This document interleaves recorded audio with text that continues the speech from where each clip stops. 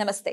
Spiritual, motivation, educational వీటికి సంబంధించి interviews ఇవ్వదలుచుకున్న వాళ్ళు కింద నంబర్ కి కాంటాక్ట్ చేయండి. నమస్తే, వెల్కమ్ టు అవర్ ఛానల్. నేను పద్మిని. ప్రస్తుతంతో పాటు ప్రముఖ ఆధ్యాత్మికవేత్త, ఆస్ట్రో న్యూమరాలజిస్ట్, ఎనర్జీ వాస్తు ఎక్స్పర్ట్, అలాగే శ్రీవిద్యోపాసకులు శ్రీమతి జయప్రద గారు మనతో పాటు ఉన్నారు. మాట్లాడదాం. జయప్రద గారు నమస్తే. నమస్తే అమ్మ. శ్రీమాత్రే నమః. అమావాస్య వచ్చేస్తోంది జయప్రద గారు. చాలా విశేషంగా ఈ మార్గశీర్ష మాసాన్ని అందరూ కూడా చాలా వైభవంగా వినియోగించుకున్నారు. మనం కూడా అరుణాచలం వెళ్ళాం. చాలా చాలా సంతోషకరం. ఒక గురువారం నాడు అనఘాష్టమి నాడు మనం గిరి ప్రదక్షిణ చేసుకోవడం అనేది ఆ స్వామి అనుగ్రహం. అది అప్పుడే 1 వీక్ అయిపోతుంది కదా. మరో గురువారం వచ్చేస్తుంది. ఈ గురువారం అమావాస్య. సో చెప్పండి, ఏంటి ఈ గురువారం మరి మార్గశీర్ష మాస అమావాస్యకి ఏం వైశిష్ట్యం ఉంది, ఎలా ఆ రోజున వినియోగించుకోవచ్చు? మార్గశిర మాసం అంటేనే మనకి మహాలక్ష్మి మాసం, శ్రీ విష్ణు మాసం. చాలా మంది వైష్ణవులు అయితే వాళ్ళు చక్కగా తిరుప్పైవ వింటూ చక్కగా తెల్లవారుజామున స్వామివారికి అన్ని మాసాన్ని చాలా విశేషంగా చేసుకుంటూ ఉంటారు. సో ఈ ప్రక్రియలో మనకి మార్గశిర లక్షవారం లాస్ట్ వారం అమావాస్య వచ్చింది. అది చాలా విశేషమైన రోజు. ఎంత విశేషమైన రోజు అంటే చాలా మంది ఆర్థిక ఇబ్బందుల నుంచి తొలగించాలంటే ఇదొక అవకాశం వాళ్ళకి. సో వాళ్ళకి ఆర్థిక ఇబ్బంది ఉంది, డబ్బులు రావట్లేదు, కొంతమందికి డబ్బులు వచ్చి ఖర్చు అవుతున్నాయి. అసలు మామూలుగా ఆర్థిక ఇబ్బందులు రావడం కానీ డబ్బులు నిలబడపడం కానీ ఏంటంటే వాళ్ళ జాతకంలో ఉండే గ్రహ దోషాల వల్ల. సో గురుగ్రహం అనుగ్రహం తక్కువ ఉన్న వాళ్ళకి ఈ డబ్బు రాకపోవడము, ఇబ్బంది పడడము, ఒకళ్ళు వచ్చినా నిలబడకుండా వెళ్ళిపోవడము, ఖర్చు అవ్వడము. చాలా మంది అంటారు మాకు చాలా డబ్బులు వస్తూ ఉంటాయండి, డబ్బులు లోటు లేదు. ఆ టైంకి అలా అంటే వస్తాయి, ఆ టైంకి కానీ వచ్చే వరకు టెన్షన్, వస్తాయా రావా అనే ఒక టెన్షన్ ఉంటుంది.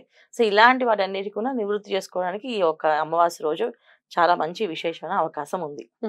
సో దీన్ని చేయాలి ఏం లేదు, సాయంకాలం ప్రదోషకాలం సాయంకాలం 5:30 నుంచి 6:30 ఈ టైంలో వీళ్ళు మహాలక్ష్మి పూజ చేయాలి. మారేడు దళాలతో చక్కగా అమ్మవారికి. చాలా మంది ఇంట్లో చిట్టి చిట్టి గాజులు, చక్కగా గోమతి చక్రాలు ఇవన్నీ ఉంటాయి. ఎందుకంటే నోవులకి మధ్యన చాలా మంది తీసుకుంటుంటారు, వీళ్ళు పెట్టుకుంటుంటారు. సో ఆ మహాలక్ష్మి అమ్మవారికి ఇష్టమైనవన్నీ శ్రీఫలము, తర్వాత గోమతి చక్రాలు, చిట్టి గాజులు, ఇవన్నీ ఒక 5 వస్తువులు దగ్గర పెట్టుకోవాలి. సో 5 వస్తువులు, ఒకటి మారేడుకాయ, చిట్టి గాజులు, తర్వాత గోమతి చక్రాలు, శ్రీఫలము, అమ్మవారి ప్రతిమ. సో ఈ 5 వస్తువులు ఒక పల్లెల్లో ఎన్ని పెట్టుకోమంటారండి? ఇప్పుడు చిట్టి గాజులు ఉన్నాయి, ఎన్ని పెట్టుకోమంటారు? 108. 2, 3 కాదు, 108 గాజులు పెట్టుకోవాలి. 2, 3 గాజులు కాదు, 108 నామాలకి సరిపడే గాజులు ఉండాలి ఎప్పుడైనా. అది శ్రీఫలం ఒకటి చాలు. ఒక్క ఫలం ఉంటే మనకి అన్ని అనుగ్రహం ఉంటుంది అమ్మవారిది. సో అందుకే శ్రీఫలం ఒకటి. గోమతి చక్రాలు 5 ఉండాలి. 5 ఉండాలి. అమ్మవారి ప్రతిమ ఒకటి. సో ఇవి చక్కగా ఒక పళ్ళెంలో ఏర్పరచుకొని ఆ పళ్ళెంలో ఫస్ట్ గంధంతో ముగ్గు వేసుకోవాలి. గంధంతో పద్మ ముగ్గు, లక్ష్మీ పద్మ ముగ్గు అంటే అందరికి వచ్చిన ముగ్గు. ఆ పద్మ ముగ్గు వేసి దాంట్లో ఆ పద్మంలో ఇవన్నీ చక్కగా ఇవన్నీ అలంకరించుకొని ఈ అమ్మవారికి పూజ ప్రారంభం చేయాలి. లక్ష్మీ అష్టోత్తరం 16 సార్లు చేయాలి. ఓకే, 108 నామాలు 16 సార్లు చేయాలి లక్ష్మీ అష్టోత్తరం. సో చాలా సమయం పడుతుందేమో. ఎంత సమయం పడుతుంది? తక్కువే పడుతుంది. అంటే అలవాటు ఉంటుంది, అలవాటు ఉన్న వాళ్ళకి చాలా ఈజీగా వచ్చేస్తుంది. 1 minute లో చదివేస్తారు, 1-2 minutes లో. సమయం పడుతుంది. ఆ 16 అష్టోత్తరాలు అంటే కనీసం ఒక అరగంట పడుతుంది. అరగంట అంతే. వచ్చిన వాళ్ళకి. రాని వాళ్ళు కొంచెం నమ్మగా చూసి మంత్రం చదువుకోవడానికి టైం పడుతుంది. పట్టినా పర్వాలేదు, చేయాల్సిందే. మన జాతకంలో గురుగ్రహం అనుగ్రహం తక్కువ అంటే ఎంత పెద్ద ఇబ్బంది అంటే చాలా మంది ఎందుకు డబ్బులు ఖర్చు అవుతున్నాయో, ఎందుకు డబ్బులు వృధాగా అయిపోతున్నాయో, ఎందుకు రావట్లేదు అని తెలియక వాళ్ళు చాలా ఎన్నో ప్రయత్నాలు చేస్తుంటారు.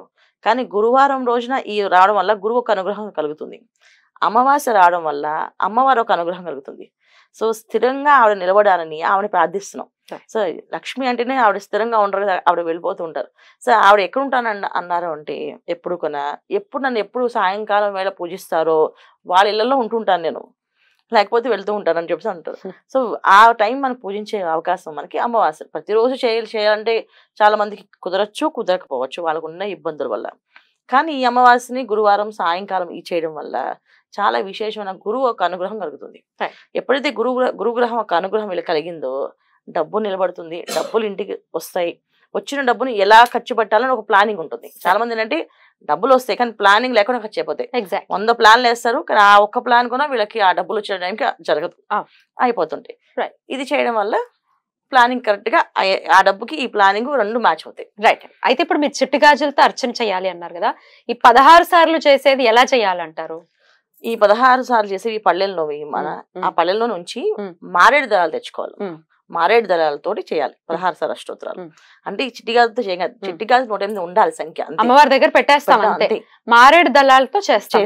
ఇప్పుడు ఒకసారి పెట్టేస్తాం, మళ్ళీ అవే దళాలు తీసుకుని మళ్ళీ చేయొచ్చా? చేయకూడదు. అవే వాటిని వేసి మళ్ళీ విడిగా తీసుకోవాలి. 16 సెట్ల 108 మారేడు దళాలతో చేయాలి. ఇలా చేయడం వల్ల చాలా విశేషమైన ఫలితం వస్తుంది. అంటే చాలా మంది చేయగలిగిన వాళ్ళు, శ్రద్ధ ఉన్నవాళ్ళు, భక్తి ఉన్నవాళ్ళు, చేద్దాం అనుకునే వాళ్ళకి ఈజీ. కానీ దొరకలేదు అన్ని మారేడు దళాలు అంటే ఏంటి పరిస్థితి? పుష్పాలతో చేసుకోవచ్చు. పుష్పాలు, పసుపు రంగు పుష్పాలతో, అంటే చామంతి పూలు, ఎల్లో కలర్ చామంతి పూలు కానీ ఎల్లో కలర్ లాంటి పూలు ఏ ఉన్నా సరే. ఎందుకంటే మనం గురువు యొక్క అనుగ్రహం కోసం చేస్తున్నాం కదా పూజ, లక్ష్మీ పూజ. 1600 పువ్వులు కావాలి అయితే. 1600 పువ్వులు కావాలి. నియర్లీ 1 కిలోన్నర 2 కిలోలు పైనే పడతాయి పువ్వులు. పడతాయా? చిన్న చిన్న చామంతి పూలు అనుకోండి ఇంకెక్కువ పడతాయి. సో ఇలా చేసుకోవాలి. ఇది కూడా చేయలేము అంటే దానికి మనం ఇంకొక మార్గం ఇంకోటి ఏంటి? కుంకుమార్చన. కుంకుమతో చేసుకోవచ్చు.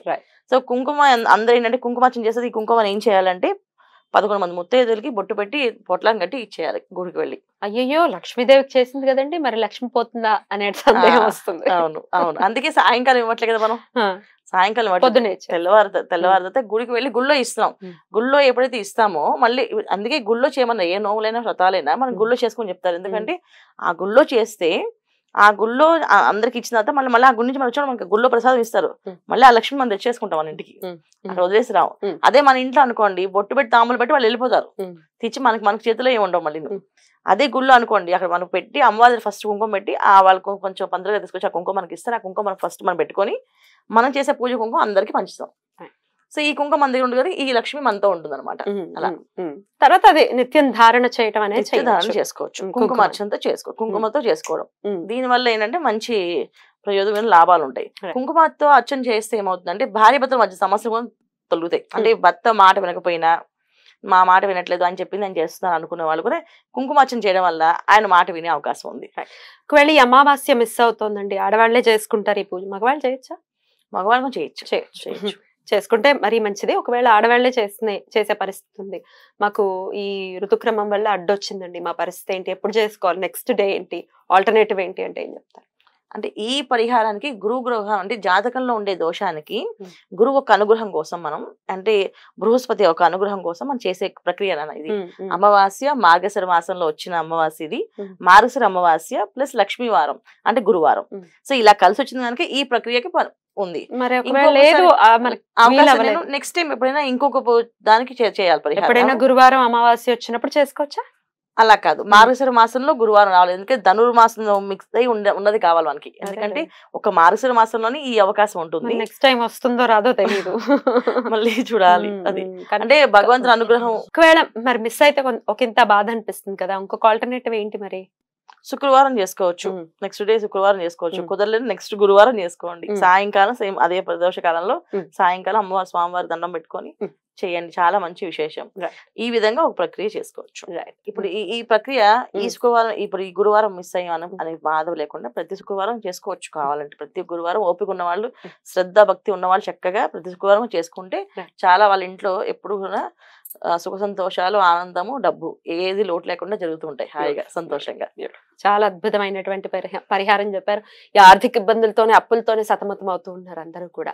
డెఫినెట్ గా వాటి నుంచి బయటపడటానికి ఈ గురువారం చాలా విశేషంగా, మీరు అన్నట్టుగా మార్గశీర్ష మాస గురువారం కాబట్టి ప్రతి ఒక్కరూ కూడా వినియోగించుకుని అమ్మవారి సేవని చేసుకుని తద్వారా అమ్మవారి కృపని పొంది ఆనందకరమైన జీవితాలు వాళ్ళకి ఉండాలని మనస్ఫూర్తిగా కోరుకుంటూ thank you so very much అండి. నమస్తే.